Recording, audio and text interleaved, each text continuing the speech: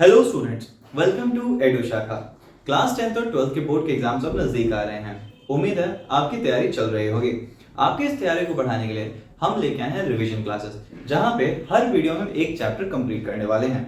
तो हमारे इस वीडियो के साथ जुड़े रहिए और अपना रिवीजन करते रहिए ताकि आपको अच्छे से अच्छे मार्क्स आ सकें। आज के वीडियो हम करने वाले हैं क्लास 10th का साइंस का पहला chapter chemical reaction and equation, रासायनिक अभिक्रियाएं और समीकरण। सबसे पहले बात करें रासायनिक अभिक्रिया या फिर केमिकल रिएक्शन क्या होता है। तो chemical reaction is the process in which one or more substance react together to form one or more new substance. This process called chemical reaction. या फिर रासायनिक अभिक्रिया की बात करें तो रासायनिक अभिक्रिया क्या है?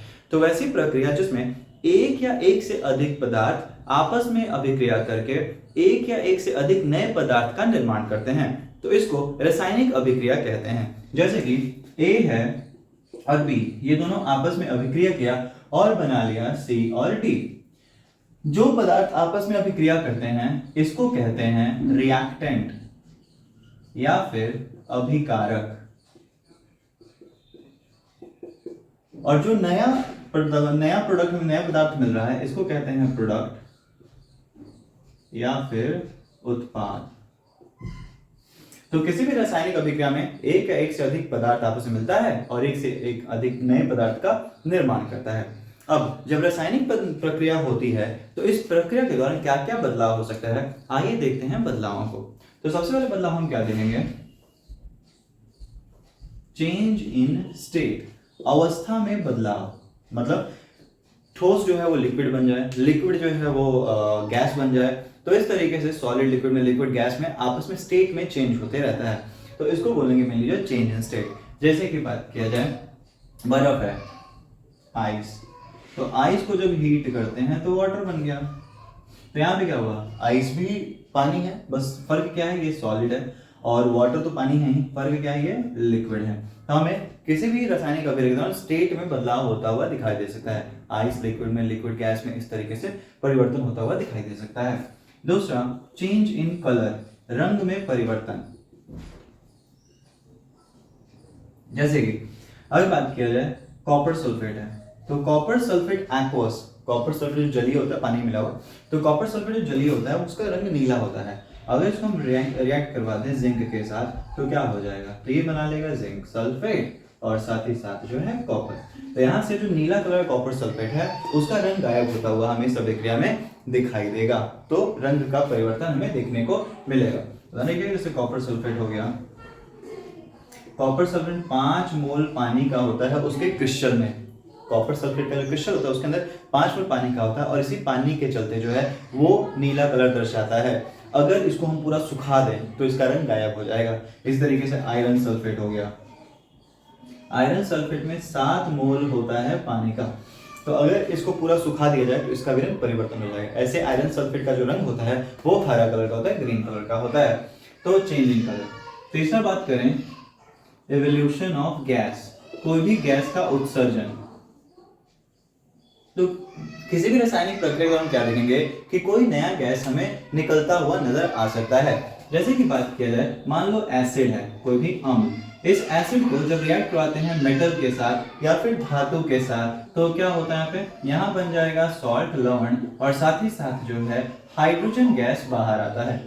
कभी पूछ होता है कि जैसे कोई गैस निकल रहा है तो इस गैस को कैसे पहचाना जाएगा? तो अगर हाइड्रोजन गैस की पहचान की बात करें तो हाइड्रोजन गैस के पास जब जलता हुआ माचिस लेकर जाएंगे तो क्या होगा? वो पटपट करके जो पॉप साउंड के साथ जो है वो बर्न करता है। तो अगर गैस के पास हम माचिस ले गए और वो पॉप साउंड के साथ बज रहा है तो इसका मतलब है वो हाइड्रोजन गैस है। इसी तरीके से कार्बन डाइऑक्साइड, अगर कार्बन डाइऑक्साइड की पहचान करनी है तो क्या करते हैं? अगर कार्बन डाइऑक्साइड को पास करवाएंगे लाइम वाटर से, चूना पानी से, तो क्या होगा? वो एकदम दूधिया रंग का हो जाता है, मिल्की कलर का जो है वो हो जाता है। तो इससे हम पहचान सकते हैं कि अगर चूना में हमने कार्बन डाइऑक्साइड पास किया और वो एकदम दूधिया हो गया तो इसका मतलब है वो कार्बन डाइऑक्साइड था। तो ये चीज है। इसके अलावा और क्या बदलाव आ सकता है किसी भी रासायनिक प्रक्रिया के दौरान? तो ये हो सकता है चेंज इन टेम्परेचर या फिर ऊष्मा में परिवर्तन। जैसे कि बात किया जाए, मान लीजिए कैल्शियम कार्बोनेट है, चूना पत्थर या फिर इसको लाइमस्टोन कहते हैं। तो कैल्शियम कार्बोनेट को जब हीट किया जाता है, जब इसको उष्मा दिया जाएगा तो ये टूट जाता है कैल्शियम ऑक्साइड और कार्बन डाइऑक्साइड में। तो कुछ अभिक्रियाएं ऐसी होती हैं जिनको करवाने के लिए हमें उष्मा देना पड़ जाता है, उनको ऊर्जा दिया जाता है। अगर ऊर्जा नहीं देंगे तो अभिक्रिया नहीं हो सकता है। तो वैसी अभिक्रियाएं जिसको करवाने के लिए उष्मा की जरूरत होती है, एनर्जी की जरूरत होती है, इस अभिक्रिया को कहते हैं एंडोथर्मिक या फिर उष्मा शोषी। इस वजह से एंडोथर्मिक या फिर उष्मा शोषी। वहीं कुछ अभिक्रियाएं ऐसी होती हैं जिनको करवाने पर खुद हीट रिलीज होता है, जैसे कि कार्बन है कोयला, तो कार्बन को जब जलाएंगे ऑक्सीजन के साथ तो क्या होगा, तो हमें कार्बन डाइऑक्साइड और एनर्जी या उष्मा बाहर निकलता हुआ दिखाई देगा। तो वैसी प्रक्रियाएं जिसमें ऊर्जा या उष्मा बाहर उत्सर्जन हो रहा है तो उसको कहते हैं हम लोग जो है एक्सोथर्मिक या उष्माक्षेपी। तो इस तरीके से कोई भी केमिकल रिएक्शन दौरान ये चार बदलाव हमें होता हुआ दिखाई देगा। तो कभी भी ऑब्जेक्टिव में भी ऐसे सवाल पूछ ले जाते हैं, मान लो आपके पास चार चेंजेस दे दिया है और बोल दिया बताओ इसमें से कौन सा चेंज है जो केमिकल रिएक्शन के दौरान नहीं होता है। तो ये चारों ध्यान रखिए, और अगर कुछ एक्स्ट्रा आता है तो आप वहां पे टिक कर सकते हो। चलिए आगे बढ़ते हैं। अब हम देखने वाले हैं बैलेंस केमिकल रिएक्शन के बारे में। बैलेंसिंग क्यों जरूरी होता है? अब बैलेंसिंग का मतलब क्या है? तो बैलेंसिंग का मतलब ये हो गया, जैसे कि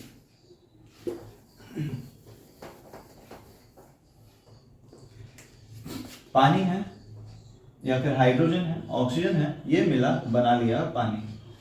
अगर आप देखोगे तो यहाँ पे हम क्या देख रहे हैं, यहाँ पे हम देखेंगे दो हाइड्रोजन है, हाइड्रोजन के जो मॉलिक्यूल्स हैं दो मॉलिक्यूल्स हैं, ऑक्सीजन के जो मॉलिक्यूल है ये भी दो मॉलिक्यूल है। तो यहाँ पे हाइड्रोजन भी दो है, दो मॉलिक्यूल है, ऑक्सीजन भी दो मॉलिक्यूल या अणु है, हाइड्रोजन के भी अणु दो और ऑक्सीजन के भी अणु दो। यहाँ बात करें तो हाइड्रोजन का जो है तो हाइड्रोजन यहाँ पे दो दिखाई देगा, वहीं ऑक्सीजन की बात किया जाए तो ऑक्सीजन एक ही है। तो इधर दो ऑक्सीजन, इधर एक ऑक्सीजन, तो कहीं ना कहीं ऑक्सीजन के अणुओं के नंबर या संख्या में परिवर्तन हमें दिखाई दे रहा है। तो इससे क्या होता है ना, इससे होता ये है कि क्लास 9th में आपने एक नियम पढ़ा था मेनली, क्या था, कंजर्वेशन ऑफ मास, या फिर जो द्रव्यमान होता है ये इसका जो है संरक्षण रहता है मेनली। मतलब क्या हुआ, मतलब ये होता है कि किसी भी अभिक्रिया के दौरान द्रव्यमान को ना हम बना सकते हैं ना इसको हम बिगाड़ सकते हैं। तो ये चीज है, तो द्रव्यमान स्थिर रहता है, जितना द्रव्यमान इसका रहेगा, द्रव्यमान मास, तो जितना मास इसका रहेगा उतना ही मास जो है इसका भी रहता है।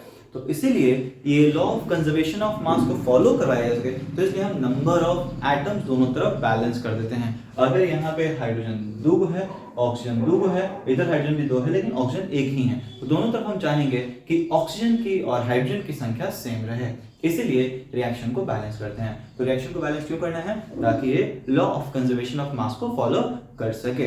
तो ये चीज है। तो आइए कुछ रिएक्शंस देखते हैं जिसको हम बैलेंस करेंगे। देखिए, तो आपके सामने मैंने कुछ इक्वेशंस दिया है, आप इसको पहले वीडियो पॉज करके बैलेंस करने की कोशिश करिए। अगर हो गया तो बढ़िया है, नहीं तो चलिए देखते हैं कैसे बैलेंस हो। सबसे पहले नाइट्रोजन हाइड्रोजन मिलकर बना रहा है अमोनिया। तो यहां पे क्या है, तो ये हो गया रिएक्टेंट अभिकारक और ये हो गया प्रोडक्ट। यहाँ पे है नाइट्रोजन कितना, नाइट्रोजन दो है, हाइड्रोजन कितना है, तो हाइड्रोजन भी दो है। यहाँ पे नाइट्रोजन एक है और हाइड्रोजन तीन है। अब क्या कर सकते हैं, तो देखो यहाँ जब भी बैलेंस करना होता है तो बैलेंस करने के लिए हम क्या करते हैं, मल्टीप्लिकेशन का साथ गुणा करेंगे यहाँ बेसिकली। तो गुणा करने का, यहाँ पे दो है, यहाँ पर एक है, तो नाइट्रोजन एक को दो कैसे बना सकते हैं, तो एक को दो बनाने के लिए दो से गुणा कर देंगे। अब दो से गुणा करेंगे तो यहाँ पर नाइट्रोजन गुणा किया, तो नाइट्रोजन के आगे जब भी कुछ भी गुणा करना है आगे लिखना है, तो दो से गुणा किया। अब जैसे आपने यहाँ पे दो लिखा तो ये हाइड्रोजन को भी प्रभावित कर रहा है, तो मतलब हाइड्रोजन भी दो से गुणा हो गया। तो ये कितना हो गया, तीन दूनी छह। तो चलो ये तो बैलेंस हो गया, लेकिन ये 6 हो गया, ये 2 हो गया। अब 2 को 6 कैसे बना सकते हैं, तो 2 को 6 बनाने के लिए 3 से गुणा कर देंगे, तो 3 दूनी 6, तो यहाँ पर 3 लिख लेंगे। तो ये हो गया। अब ये नाइट्रोजन 2 हाइड्रोजन 6, 2 और 6, तो ये बैलेंस हो गया। दूसरा इक्वेशन अगर बात की जाए C2H6 और ये ऑक्सीजन के साथ अभिक्रिया कर रहा है तो बना रहा है कार्बन डाइऑक्साइड और पानी। अगर संख्या की बात करें तो यहाँ पे कार्बन 2 है, हाइड्रोजन यहाँ पे 6 है और ऑक्सीजन यहाँ पे 2 है। यहाँ पे कार्बन 1 है, ऑक्सीजन यहाँ पर देखो, यहाँ पे 2 है, यहाँ पे 1 ऑक्सीजन है, तो हम लिख सकते हैं 2 + 1। जब अलग अलग तो अलग अलग, क्योंकि यहाँ पे जगह बदलेंगे तो इसका संख्या प्रभावित होगा, इस पे नहीं होगा। तो अगर आप तीनों को मिला के एक साथ लिख दोगे ना तो आगे थोड़ा कंफ्यूजन क्रिएट हो जाएगा, तो इसलिए जब अलग अलग है तो अलग अलग लिखो। हाइड्रोजन कितना है, तो हाइड्रोजन है 2। अब देखो चलो अगर बात किया जाए, हाइड्रोजन यहाँ पे 6 है, यहाँ पे हाइड्रोजन 2 है, तो इस 2 को 6 कैसे बना सकते हो, तो इंटू कर दे 3, हाइड्रोजन को कर दे 3 से गुणा, क्योंकि यहाँ पे 6 है, यहाँ पे 2 है। तो जैसे ही आप इसको 3 से गुणा करोगे 3 आगे लिखेंगे। अब आपने 3 आगे लिखा तो ये हो गया क्या, 3 दूनी 6, लेकिन साथ ही साथ ऑक्सीजन की जो संख्या थी वो प्रभावित हो गई और 1 के बदले वो हो गया अब 3। कार्बन यहाँ पे 2 है, यहाँ पे कार्बन 1 है, तो क्या किया जाए, 1 को 2 बनाया दिया जाए, तो 2 बना दिया। अब जैसे आपने कार्बन को बदला ऑक्सीजन भी प्रभावित हुआ है, तो 2 दूनी 4, यहाँ पे ये हो गया 4। अब देखो तो ये कितना हो जाएगा, 4 3 7। ओके, अब यहाँ बात किया जाए तो चलो कार्बन बैलेंस हो गया, हाइड्रोजन भी बैलेंस हो गया, लेकिन ऑक्सीजन यहाँ पे 7 है, ऑक्सीजन यहाँ पे 2 है। अब सोचो 2 को हम 7 कैसे बना सकते हैं, क्योंकि अब फिर से कुछ को बदलेंगे तो दिक्कत हो जाएगा। तो यहाँ पे हम क्या कर सकते हैं, यहाँ पे कर ये सकते हैं कि इसको हम क्या करें, 7/2 से गुणा कर दें। अब जैसे ही 7/2 से गुणा करोगे 2 से 2 कट जाएगा और बच जाएगा आपका 7, 7 ये 7 इधर भी, तो इसको 7/2 से आपने गुणा कर लेना है। ये चीज हो गया। अगर अब देखो अगर आप चाहते हो कि ये फ्रैक्शन में आ गया है तो फ्रैक्शन नहीं चाहिए, तो पूरी इक्वेशन को 2 से गुणा कर दो। जैसे ही सारे इक्वेशन को 2 से गुणा कर दोगे क्या बन गया, 2C2H6 और प्लस ऑक्सीजन 7, 2 से 2 कट जाएगा, ये बना लेगा 4 कार्बन डाइऑक्साइड, 2 दूनी 4 और प्लस ये बना देगा 3 दूनी 6 पानी। तो इस तरीके से ये बैलेंस हो गया। अब बात करते हैं तीसरा ग्लूकोज वाला। तो ये था पहला, ये था दूसरा, अब तीसरा। C6H12O6 ऑक्सीजन से रिएक्ट कर रहा है, बना रहा है कार्बन डाइऑक्साइड और पानी। तो यहाँ पर कार्बन है 6, हाइड्रोजन है 12, ऑक्सीजन है यहाँ पर 6 और यहाँ पर 2, 6 + 2। यहाँ बात करें कार्बन है 1, ऑक्सीजन है 2 और 1, पहले हाइड्रोजन लिख लेते हैं क्योंकि उधर भी सामने हाइड्रोजन था तो ज़्यादा बेटर। तो हाइड्रोजन यहाँ पे है 2 और ऑक्सीजन यहाँ पर है 2 और 1 3। तो सभी क्या करते हैं, कार्बन शुरू करते हैं, कार्बन 6 है, कार्बन 1 है, तो इसको 6 से गुणा कर दें। अब जैसे इसको 6 से गुणा करें 6 आगे ले गया, तो 6 कार्बन तो हो गया, लेकिन ऑक्सीजन 6 दूनी 12 हो गया, तो यहाँ पर ऑक्सीजन 12। ठीक, हाइड्रोजन यहाँ 12 है, यहाँ 2 है, तो इसको क्या कीजिए 6 से गुणा कर दिया जाए। तो 6 से गुणा करोगे तो 6 दूनी 12, चलो हाइड्रोजन तो 12 हो गया, लेकिन ऑक्सीजन भी 6 हो गया, तो यहाँ पे 6। तो ये 6 12 6 12 तो हो गया। अब यहाँ पे देखो 12 6 18 और यहाँ पे क्या हो रहा है 6 और 2 है मतलब 8, तो यहाँ पे टोटल 18 आ रहा है, यहाँ पे टोटल 8 आ रहा है। अब क्या किया जाए, तो क्या किया जाएगा, अब देखिए यहाँ पे 6 है, अगर यहाँ पे आपने बदलाव किया ना तो सबको बदल देगा, तो इसमें बदलाव यहाँ पे करेंगे। तो मान लो आपको 18 पूरा करना है, तो 8 तो हो चुका है, 10 और लेके आना है। तो अगर 8 पूरा हो चुका है और 10 और चाहिए तो कहाँ से ला सकते हैं, तो इसमें चेंज कर दें तो हो जाएगा। तो कितना लाएं, तो करेंगे ये कि इसको कर देते हैं 6 से गुणा। 6 से गुणा करोगे तो 6 दूनी 12, इधर का 6 और इधर का 12, तो 12 6 18 हो जाएगा। तो यहाँ पे हमको 6 से गुणा कर देना है, तो जैसे ही 6 से गुणा करेंगे बदल जाएगा। तो इस तरीके से बैलेंस कर सकते हैं। आगे बात करते हैं इसको। अब देखो यहाँ पे सीधे ज्ञान करते हैं, आयरन है, हाइड्रोजन 2 है, ऑक्सीजन 1 है, यहाँ पे आयरन 3 है, तो सबसे पहले क्या किया 3 आयरन, तो इधर 3 से गुणा कर देते हैं, 3 हो गया। चलिए अब यहाँ पे हाइड्रोजन 2 है, हाइड्रोजन 2 है, लेकिन ऑक्सीजन यहाँ 4 है, तो 4 ऑक्सीजन है, यहाँ पे 1 ऑक्सीजन है, तो क्या करें इसको 4 से गुणा कर देते हैं। जैसे ही 4 से गुणा करेंगे ऑक्सीजन तो 4 हो जाएगा, लेकिन हाइड्रोजन हो गया 4 दूनी 8, यहाँ पे हाइड्रोजन 2, तो इसको भी क्या करेंगे 4 से गुणा कर देंगे, 4 दूनी 8, ये भी बैलेंस हो गया। अब इसको देखते हैं जरा, यहाँ पे क्या हो रहा है,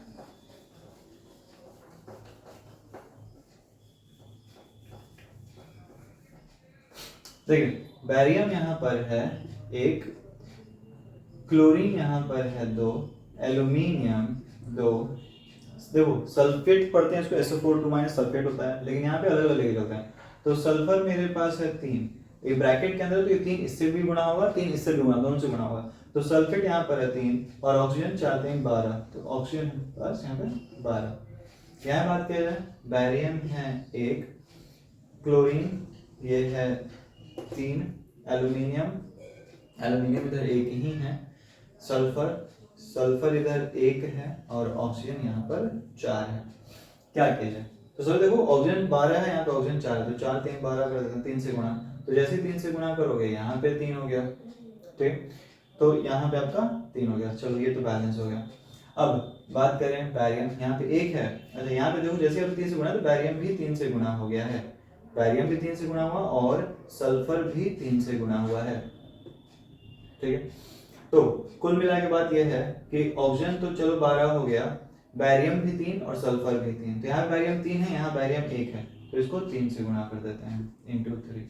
जैसे ही बैरियम को 3 से किया क्लोरीन बदल गया, 3 दूनी 6, तो क्लोरीन हो गया 6।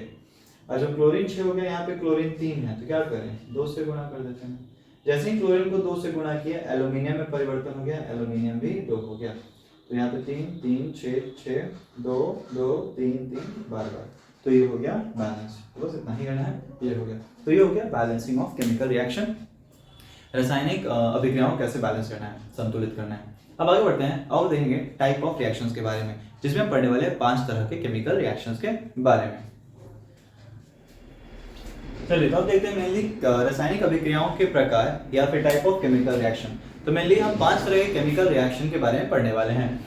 कॉम्बिनेशन रिएक्शन जिसको संयोजन अभिक्रिया कहते हैं, डिकम्पोजिशन जिसको वियोजन या अपघटन कहते हैं, डिस्प्लेसमेंट विस्थापन, डबल डिस्प्लेसमेंट विस्थापन, और साथ ही साथ रिडॉक्स अपचयन और उपचयन। तो ये हो गया मेनली। अब देखिए चलो बात करते हैं कॉम्बिनेशन। तो जैसे नाम में ही है, कॉम्बिनेशन का मतलब कंबाइन होना, आपस में जुड़ना। तो संयोजन अभिक्रियाएं या कॉम्बिनेशन रिएक्शन क्या होता है, जहां पर 2 या 2 से अधिक चीजें आपस में मिलकर एक सिंगल उत्पाद हमें देता है, तो वैसे अभिक्रियाओं को कहते हैं कॉम्बिनेशन या संयोजन। तो कॉम्बिनेशन रिएक्शन क्या है, reaction in which 2 or more reactants react together to form single product।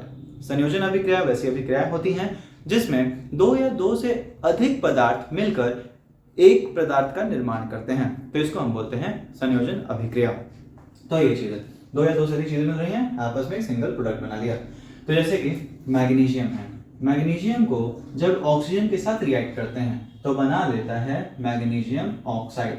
अब यहाँ पे क्या होता है, मैग्नीशियम का रिबन हो गया, इसको जलाने से पहले, ऑक्सीजन के साथ रिएक्ट करने का मतलब क्या है, जलाया जा रहा है एक तरीके से।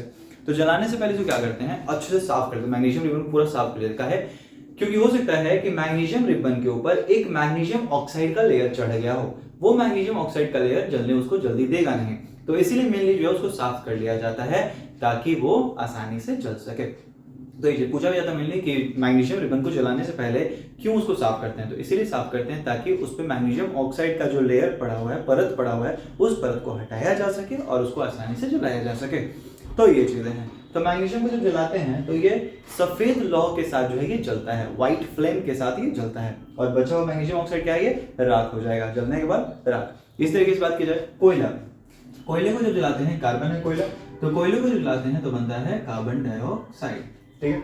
हम लोग जो खाना खाते हैं, तो खाना खा रहे हैं तो क्या हो रहा है, मेनली वो सब जाके टूट जाता है ग्लूकोज में, तो ग्लूकोज C6H12O6। इसमें भी जब हम सांस ले रहे हैं, श्वसन की प्रक्रिया, तो वो श्वसन क्या करता है, ऑक्सीजन ले जा रहा है, और ऑक्सीजन की उपस्थिति में ग्लूकोज को तोड़ दिया जाता है, और तोड़कर कार्बन डाइऑक्साइड, वाटर और साथ ही साथ जो है एनर्जी का निर्माण किया जा रहा है। तो इस तरीके से श्वसन की जो प्रक्रिया है ये भी क्या हो रहा है कि आपस में मिल रहा है।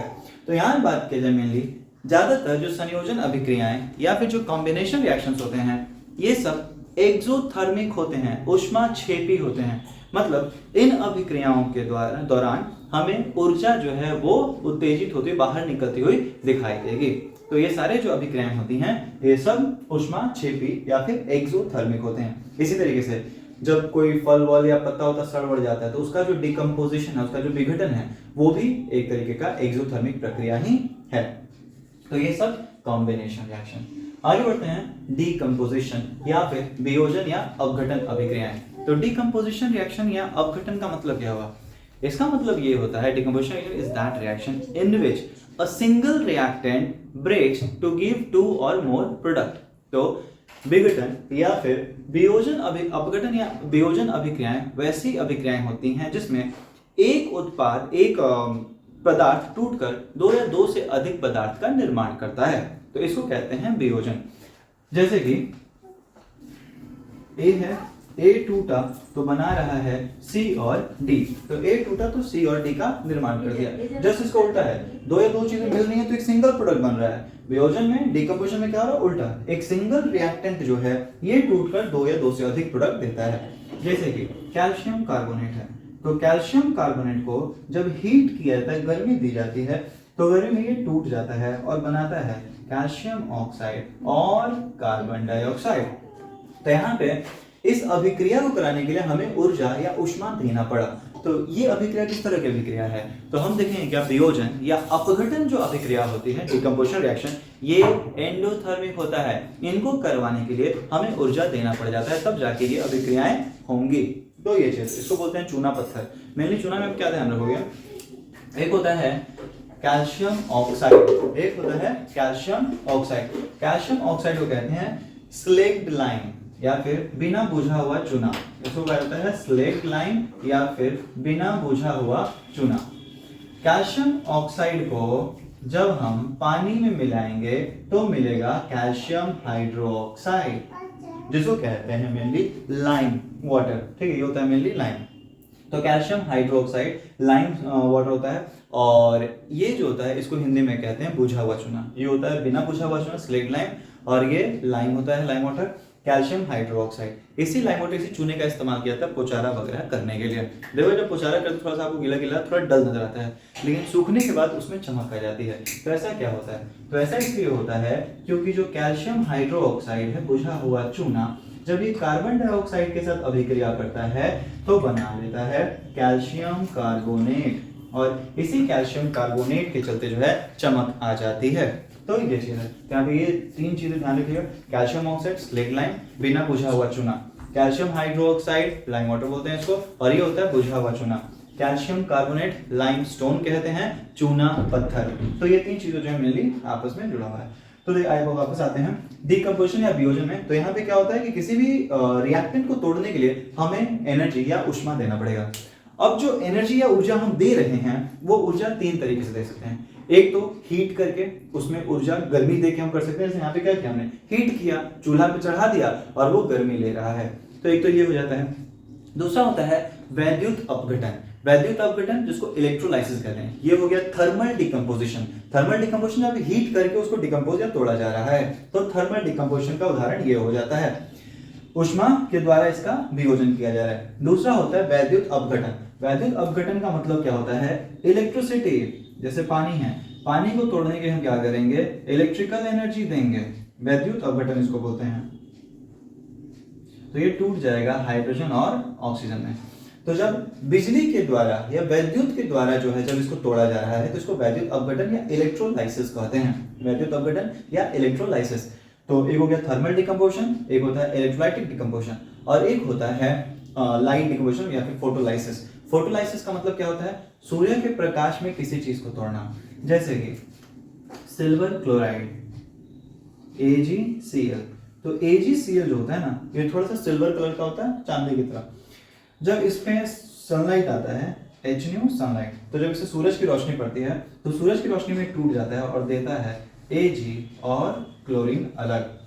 तो यहाँ पे हमें एक चीज का ध्यान रखना, यहाँ पे रंग का परिवर्तन हमें देखने को मिलेगा। जो AgCl होता है ये सिल्वर कलर का या व्हाइट कलर का होता है, और जब ये टूट जाता है Ag बनता है तो Ag ग्रे कलर का हो जाता है। तो कोई पूछ देता है कि AgCl को लाइट में रखने पे ग्रे क्यों हो जा रहा है, तो आप क्या बोलोगे, AgCl को लाइट में रखने पर ये डिकम्पोज कर जाता है, ये वियोजित हो जाता है, जिसकी वजह से Ag का निर्माण होता है और ये Ag ग्रे कलर का होता है। इसी तरीके से इसी से जुड़ा हुआ एक और अभिक्रिया है AgBr।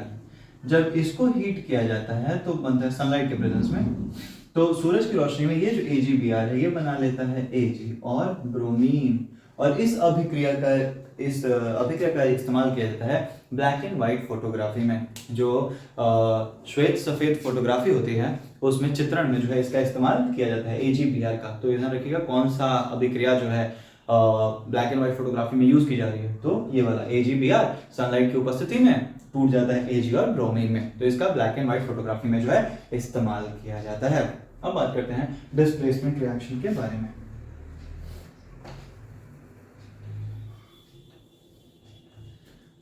अब बात करते हैं डिस्प्लेसमेंट रिएक्शन या विस्थापन अभिक्रिया के बारे में। क्या होता है डिस्प्लेसमेंट या विस्थापन अभिक्रिया? तो इसमें क्या हो रहा है, मेटल है अपने कंपाउंड में, ठीक है, जैसे कि मान लो इसको मान लेते हैं कॉपर सल्फेट, ठीक है, कोई दूसरा मेटल आया अकेला, ठीक है। एक हाई रिएक्टिव मेटल एक लो रिएक्टिव मेटल को उसके कंपाउंड में से, उसके घर गृहस्थी में से हटा देता है। तो इस अभिक्रिया को कहते हैं डिस्प्लेसमेंट, जहां पर एक हाई रिएक्टिव मेटल ने क्या किया, एक लो रिएक्टिव मेटल को उसके ग्रुप से, उसके कंपाउंड से हटा दिया और खुद जाके उसके कंपाउंड में जुड़ गया और जो मेटल था वो अलग हो गया।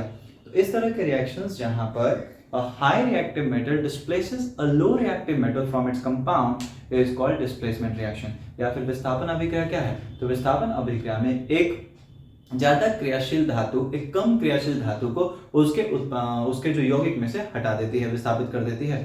तो इस अभिक्रिया को कहते हैं विस्थापन अभिक्रिया। अब देखो यहाँ पे हमें पता कैसे चलेगा कौन ज्यादा रिएक्टिव है कौन कम रिएक्टिव है? तो इसके लिए एक सीरीज मिलता है जिसको कहते हैं रिएक्टिविटी सीरीज। तो रिएक्टिविटी सीरीज एक ऐसी सीरीज है जिसमें एलिमेंट्स को अरेंज किया गया है उनकी रिएक्टिविटी के आधार पर। तो जैसे कि बात किया जाए, ज्यादा रिएक्टिव होता है potassium, sodium, calcium, magnesium, aluminium, उसके अलावा जो है जिंक है, आयरन है, लेड है, हाइड्रोजन, कैल्शियम, उसके अलावा मरकरी, सिल्वर और गोल्ड। तो ये सारे जो एलिमेंट्स हैं, ऊपर वाले ज्यादा रिएक्टिव हैं, ज्यादा क्रियाशील हैं, और नीचे वाले कम क्रियाशील हैं। इसको आप कैसे रख सकते हो, जैसे कि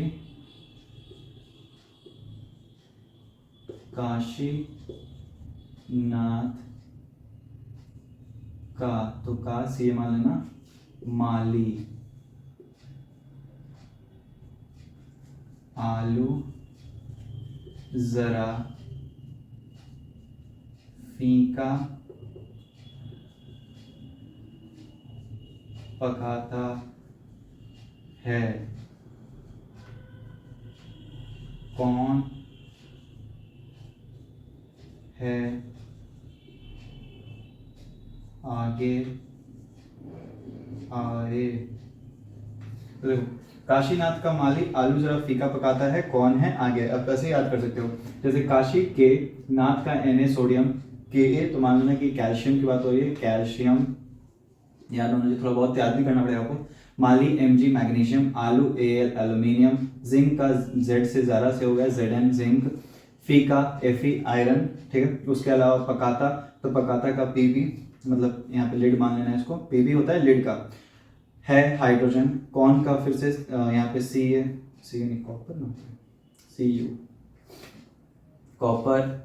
उसके अलावा जो है का Hg मरकरी, और Ag सिल्वर, और Au गोल्ड। तो इस तरीके से आप याद कर सकते हो एक ट्रिक कि काशीनाथ का माली आलू जरा फीका पकाता है, कौन है आगे आए। तो ये चीज, तो इस तरह से आप एक्टिविटी से ध्यान रख सकते हो। अब मान लीजिए आपको देखना है, मान लो कोई रिएक्शन है एल्यूमिनियम सल्फेट, अब इसको आपने रिएक्ट करवा दिया मैग्नीशियम से, क्या मैग्नीशियम इसको डिस्प्लेस कर पाएगा? तो देखो एल्यूमिनियम यहाँ है और मैग्नीशियम इसके ऊपर है, तो जाहिर सी बात है मैग्नीशियम ज्यादा रिएक्टिव है, तो मैग्नीशियम ज्यादा रिएक्टिव है तो इसको डिस्प्लेस कर पाएगा, बन जाएगा मैग्नीशियम सल्फेट प्लस एल्यूमिनियम। अगर मान लीजिए आपके पास है सोडियम क्लोराइड और इसको आपने रिएक्ट करवा दिया है हाइड्रोजन से, तो क्या हाइड्रोजन इसको अपने सॉल्ट में से हटा पाएगा? अब देखो सोडियम यहाँ है, हाइड्रोजन यहाँ है, तो जाहिर सी बात है डिस्प्लेस नहीं कर पाएगा। तो यहाँ पे आपको कोई रिएक्शन होता हुआ नहीं दिखाई देगा, ठीक है। तो यहाँ पे जो मिली कोई रिएक्शन आपको नहीं होता, तो यहाँ पे कोई डिस्प्लेसमेंट आपको देखने को नहीं मिलेगा। अब इसके बाद है डबल डिस्प्लेसमेंट रिएक्शन। अच्छा, एक और चीज ध्यान रखिएगा, जैसे कॉपर सल्फेट ब्लू होता है, लेकिन रिएक्शन में इसका कॉपर का जो नीला रंग है वो गायब होता हुआ दिखाई देगा। इसी तरीके से अगर आपने जो है कॉपर सल्फेट को रिएक्ट करवा दिया होता आयरन सल्फेट के साथ, कॉपर सल्फेट को अगर हम आयरन से रिएक्ट करवा देते हैं तो क्या होगा? अब देखो कॉपर यहाँ है, आयरन यहाँ है, तो दोनों में अंतर है, तो आयरन ज्यादा रिएक्टिव है तो बना लेगा आयरन सल्फेट और कॉपर। यहाँ पे ये ब्लू कलर का होता है और आयरन सल्फेट का रंग है ग्रीन, तो आपको कलर परिवर्तन भी होता हुआ दिखाई देगा, नीला से हरा बनता हुआ दिखाई देगा, ठीक है, ये चीज। अब इसका होता है डबल डिस्प्लेसमेंट। डबल डिस्प्लेसमेंट में क्या होता है, जैसे यहाँ पे देख रहे हो कि एक जो कंपाउंड है वो अपने मतलब कंपाउंड में है, दोनों मिला हुआ है। यहाँ पे एक एलिमेंट अकेला है, वो कंपाउंड में नहीं है। लेकिन क्या हो, जब दोनों ही कंपाउंड में हो, तो अगर दोनों कंपाउंड में रहेंगे तो उस केस में क्या हो गया, दोनों आपस में रिस्पेक्टिव आयंस एक्सचेंज कर लेंगे। जैसे कि मेनली क्या होता है, आयनिक कंपाउंड, एगो कैटायन पॉजिटिव चार्ज, एगो अनायन, ठीक है। तो अगर मान लीजिए जैसे कि बात की जाए सोडियम सल्फेट है, ठीक, तो sodium positive sulphate negative, 2 minus था, अभी उसकी बात नहीं करें, खाली पॉजिटिव नेगेटिव। इसी के सामने आ गया कौन, सामने आ गया बैरियम क्लोराइड, तो बैरियम पॉजिटिव नेगेटिव। अब इसका पॉजिटिव इसके नेगेटिव के पास चला जाएगा, इसका पॉजिटिव इसके नेगेटिव के पास चला जाएगा। जब भी कंपाउंड लिखते हैं पहले पॉजिटिव चार्ज को लिखते हैं, बाद में नेगेटिव चार्ज को लिखते हैं। तो इसका जो पॉजिटिव आयन है वो नेगेटिव आयन के पास चला जाएगा और इसका जो पॉजिटिव आयन है वो नेगेटिव के पास चला जाएगा। तो यहाँ पे दोनों ने एक दूसरे को एक्सचेंज कर लिया, बन जाएगा NaCl और साथ ही साथ जो है बैरियम सल्फेट। बैरियम सल्फेट जो है व्हाइट कलर का प्रेसिपिटेट होता है। तो डबल डिस्प्लेसमेंट रिएक्शन में हम क्या देखेंगे, पहले डबल डिस्प्लेसमेंट रिएक्शन होता क्या है, वैसा रिएक्शन जिसमें दोनों जो कंपाउंड है वो अपने रिस्पेक्टिव आयंस को एक्सचेंज कर लेते हैं, तो इसी को बोला जाता है मेनली जो है डबल डिस्प्लेसमेंट रिएक्शन। तो यहाँ पे हमें डबल डिस्प्लेसमेंट रिएक्शन होने को देखने को मिलेगा। अब डबल डिस्प्लेसमेंट रिएक्शन में एक चीज हम क्या देख रहे हैं, जैसे कि जब दोनों ने एक्सचेंज किया तो जो बैरियम सल्फेट मिला हमें, ये बैरियम सल्फेट जो होता है असल कलर का व्हाइट प्रेसिपिटेट होता है। प्रेसिपिटेट और छेद, और छेद किसको बोलते हैं, तो अवक्षेप का मतलब ये होता है कि जो सोल्यूशन है, सोल्यूशन में जो सॉल्यूट पार्टिकल्स हैं वो एकत्रित होकर, बैरियम सल्फेट एकत्रित होकर सॉलिड स्ट्रक्चर बना लेता है, ये जो है पत्थर का रूप ले लेता है। तो इस तरीके से जो अभिक्रिया हो रही है जिसमें पत्थर का निर्माण या सॉलिड जो सॉल्यूट है बैरियम सल्फेट वो एकत्रित होकर सॉलिड बन जा रहा है, तो इसको बोलते हैं प्रेसिपिटेशन रिएक्शन या फिर अवक्षेपण अभिक्रिया। तो प्रेसिपिटेशन क्या है, तो प्रेसिपिटेशन एक ऐसा अभिक्रिया होता है जिसमें जो पार्टिकल्स होते हैं सोल्यूशन में वो एकत्रित हो जाते हैं और एकत्रित होकर सॉलिड का निर्माण कर देते हैं, ठोस पदार्थ बन जाते हैं, उसको कहा जाता है मेनली प्रेसिपिटेशन या अवक्षेपण। तो हमें डबल डिस्प्लेसमेंट रिएक्शन में प्रेसिपिटेशन देखने को मिलेगा। इसी तरीके से बात किया जाए, जैसे कि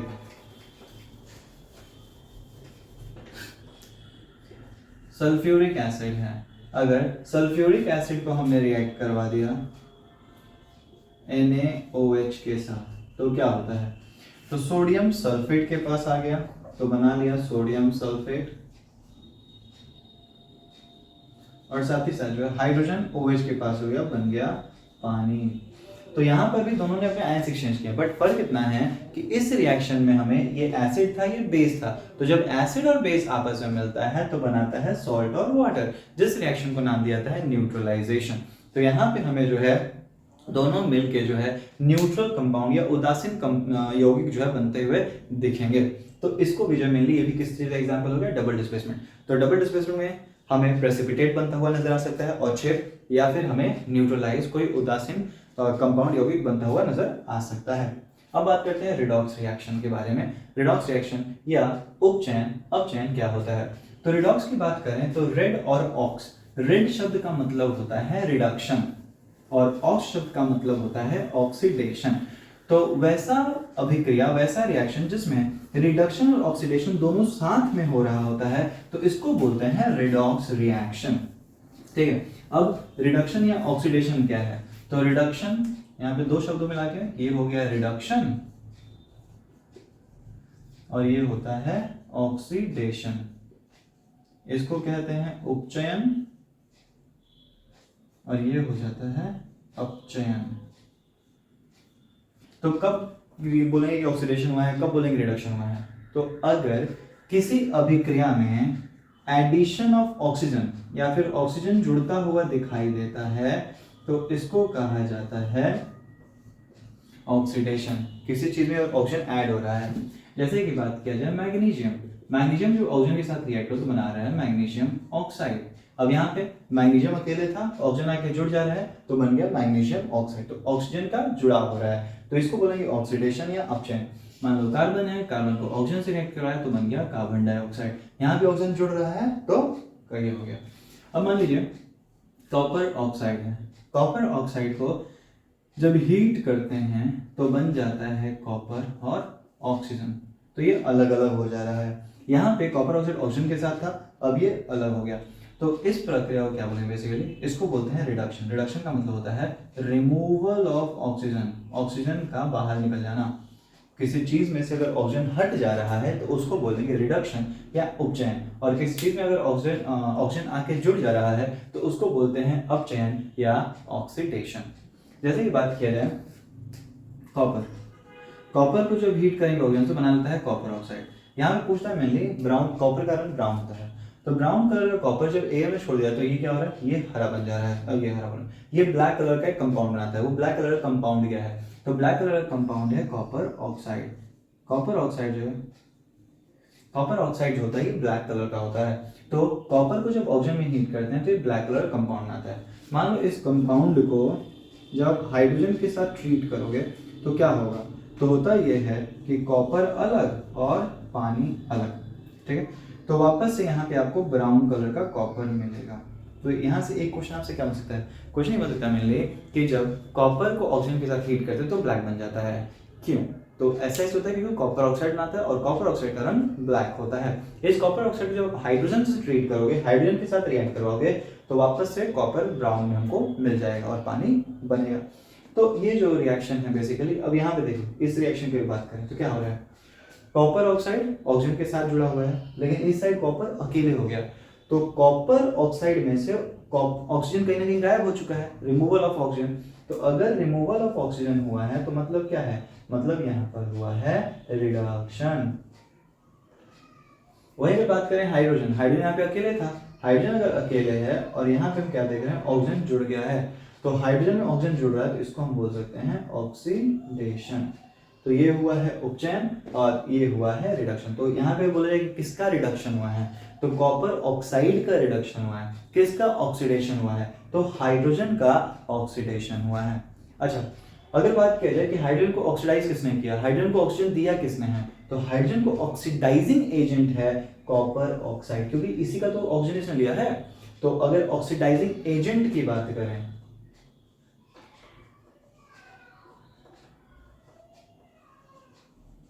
तो ऑक्सीडाइजिंग एजेंट कौन हो जाएगा, कॉपर ऑक्साइड। अगर बात किया जाए कॉपर ऑक्साइड को रिड्यूस किसने किया, रिड्यूसिंग एजेंट, तो रिड्यूसिंग एजेंट हो जाएगा हाइड्रोजन। तो इस तरीके से जिसका रिडक्शन होता है वो ऑक्सीडाइजिंग एजेंट की तरह काम करता है और जिसका ऑक्सीडेशन होता है वो रिड्यूसिंग एजेंट की तरह काम करता है। तो ये हो गया मेनली जो है हमारे पास अभिक्रियाओं के टाइप ऑफ केमिकल रिएक्शन। अब इसके अलावा बात करते हैं हम लोग जो है कोरोजन और रैंसिडिटी के बारे में। क्या होता है कोरोजन और क्या होता है रैंसिडिटी। अब बात करते हैं कोरोजन या फिर संचारण को लेकर।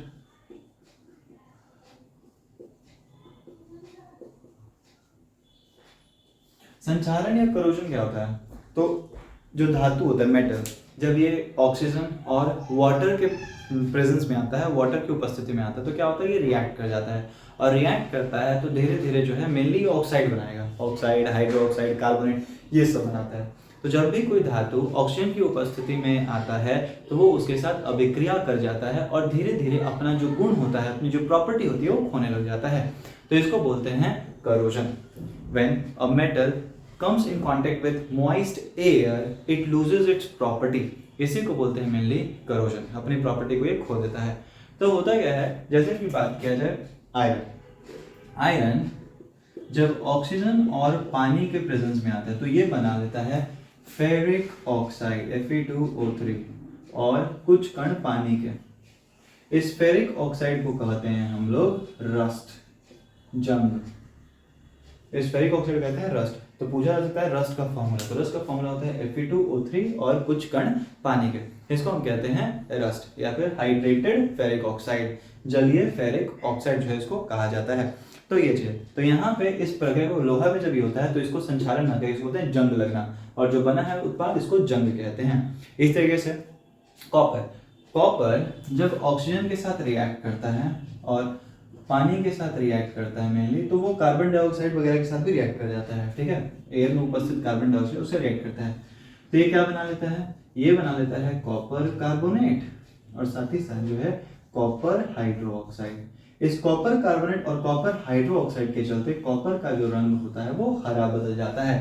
तो कभी सवाल पूछा जा सकता है कि अगर कॉपर जो है इसको मॉइस्ट एयर में, जलीय हवा में अगर छोड़ देते हैं तो क्या होगा। तो होगा ये कि जो पानी और हवा में कार्बन डाइऑक्साइड, उसके साथ ये रिएक्ट कर जाएगा और रिएक्ट करके बनाता है कॉपर कार्बोनेट और कॉपर हाइड्रोक्साइड, जो कि हरा कलर का होता है। तो अगर पूछा था कि हरा कलर किसके चलते हैं, तो हाइड्रोक्साइड और कॉपर कार्बोनेट, इसी को लिख सकते हैं हम लोग क्या, क्षारीय कॉपर कार्बोनेट या फिर बेसिक कॉपर कार्बोनेट। इसी की बात किया जाए सिल्वर, सिल्वर जो होता है मेनली वो हवा में उपस्थित जो सल्फर वगैरह है, हाइड्रोजन सल्फाइड है, उनके साथ रिएक्ट कर जाता है और इस सल्फर के साथ रिएक्ट करने के चलते ये बना देता है Ag सल्फाइड, सिल्वर सल्फाइड। और ये सिल्वर सल्फाइड होता है ये ब्लैक कलर का होता है।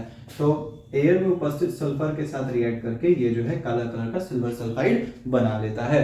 तो इस तरीके से यहाँ पे क्या हो रहा है, मेटल एयर और पानी के साथ रिएक्ट करके जो है अपनी प्रॉपर्टी खो देता है। इसी प्रक्रिया को हम कहते हैं करोजन या संक्षारण। इसके बाद है रैंसिडिटी, विकृत गंधिता।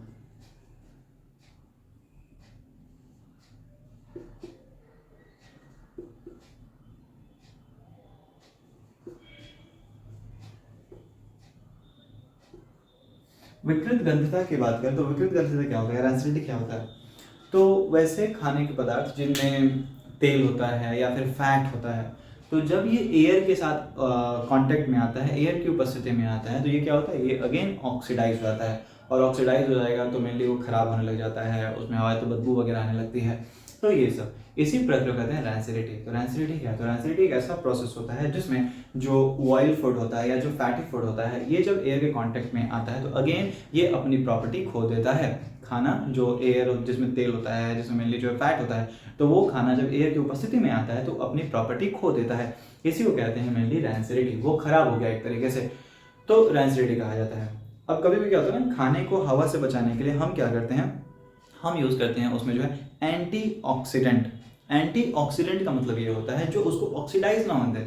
मेनली वो कह रहा है हवा के उपस्थिति में जब वो आ रहा है तो ऑक्सीडाइज हो जा रहा है, तो उसको इसी ऑक्सीडेशन से बचाने के लिए हम करते हैं उसमें मिला देते हैं एंटीऑक्सीडेंट्स, जो उसको लंबे समय तक प्रोटेक्ट करके रखता है। जैसे कि देखो मेनली जो चिप्स वगैरह के पैकेट्स आते हैं उसमें क्या होता है, उसमें उसको हवा से बचाने के लिए नाइट्रोजन के साथ उसमें पूरा पैक किया जाता है, उतना फुला फुला जो नजर आता है वो मिलनी क्यों आता है, नाइट्रोजन के कारण। उसमें नाइट्रोजन भर दिया जाता है, नाइट्रोजन उस खाने को एयर के साथ रिएक्ट नहीं करने देगा और इस तरीके से उसको लंबे समय तक बचा के रखता है। तो ये चीज़ है, तो ये पूरा जो है ये आपका चैप्टर 1 का पूरा सार है। इतनी चीज़ अगर पढ़ लोगे आपके एग्जाम के लिए काफ़ी है। ठीक है, अब डिस्कस करेंगे मेनली जो है कुछ क्वेश्चंस के बारे में, और कल एक और वीडियो में डालूंगा जिसमें हम बात करने वाले हैं multiple choice questions, objective questions के बारे में, जो इस चैप्टर से जुड़ा रहेगा। तब तक के लिए धन्यवाद।